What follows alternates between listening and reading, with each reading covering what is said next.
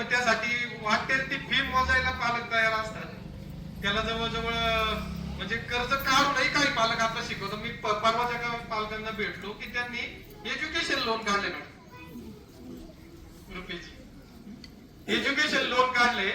पण गंमत अशी ती एज्युकेशन लोन काय, त्याचा मुलगा डिग्रीला आहे म्हणून नाही, तर त्याचा मुलगा फसलाय म्हणून.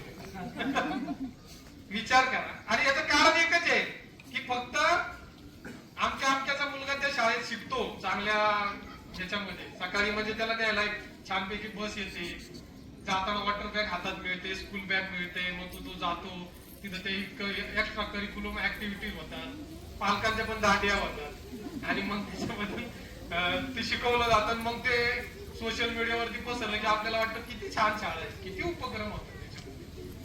मग त्या पालकांनी हेच ऐकून त्याच्या मुलाला त्या शाळेत टाकलं. फी भरता first senior junior first second करत करत 5वी पर्यंत त्याची दमछाक झाली.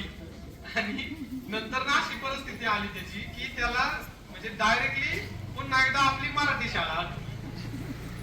आणि त्याने तेव्हा काय ठरवलं, म्हणजे मग त्याला विचारलंय का आता आमच्या शाळेत चांगल्या ठिकाणी मुलगा शिकत होता, मी ऐकलं होतं, म्हणजे मोठी शाळा आहे, पण हे कसं काय.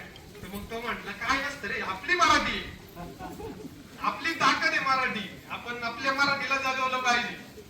म्हणजे 5वी पर्यंत त्याची मराठी नव्हती, पण जेव्हा किस्सा हे झाल्यावर त्याला मराठी आठवली.